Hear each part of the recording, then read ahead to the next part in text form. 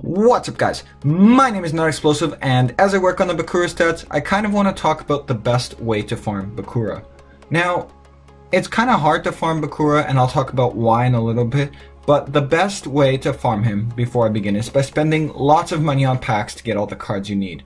But that's not what I'm interested in. What about us free-to-play players? We don't often have all the cards we need to farm him, so what is the best, cheap way to farm him? Well, that's what I want to talk about today. Honestly, avoid those 8,000 point dual assessment decks for Bakura that you see everywhere. They only work about a quarter of the time, if you're lucky, and if you have all the cards. The fact of the matter is you don't really see others fail with them, and this creates the illusion of them being decent. They are not decent, they are not decent. Trust me, I've tried and tried and tried so many different variants of different decks to beat Bakura, and all I have to show for it are wasted dice. So how do we farm most efficiently? Honestly, it's not about farming, it's about beating Bakura quickly.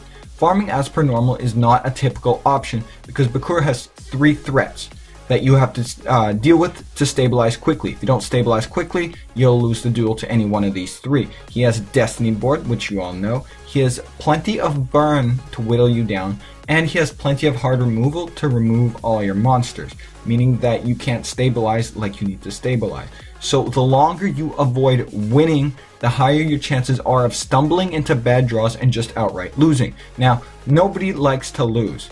So starting with a deck that tries to stabilize against all 3 things is bad because at most, you're going to draw into 2 answers, not 3. You're going to draw into 2 answers opening up. Answering all 3 of these threats at the start is just very rare. To compete with the best, we don't have to have card quality or skill or luck. We have to use our brains and just be smart about this. So let's examine the points over time of an 8,000 point deck that wins about 25% of the time. Over 4 games, we get an average of 11,000 dual assessment points. Per game, that gives us an average of 2,750 dual assessment points, and this is again in the long run. Just as easily, you or I could make a deck that wins maybe 80% of the time and gets more points in the long run. Now, to compete with the best, we only need about 3,200 dual assessment points per duel at an 80% win rate. A quick victory gives you 2,500 points already. Awesome. Spell, trap, and glossy cards together give you a total of 300 points. Not taking damage gives you another 500. You could also play a burn deck, for example. Effect only is 1,000 dual assessment points, and Bakura plays cards like Ectoplasmer and Burning Land, making your job as a farmer, even easier. The point that I'm trying to make is that there are many ways to farm Bakura, and you just have to think outside the box, because you don't need to have all the cards that all these guys want you to have, and you don't need to have luck to draw into them. So now I'm going to leave you off with 2 back-to-back clips of my current deck. Now, one was a replay, and I apologize for it not being live, but the second clip is live. One was a replay so I could come back to this deck and check what it was if the deck wasn't performing as well as I'd hoped, but the deck was performing, so I figured I'd show you. And to be completely honest, I kind of just threw these cards together to check if this deck and the idea of just burning Bakura down would work. So with that, enjoy these clips. Please give this video a thumbs up if you found this video helpful, comment your thoughts down below, and subscribe for more informative Duel Links content. Happy farming!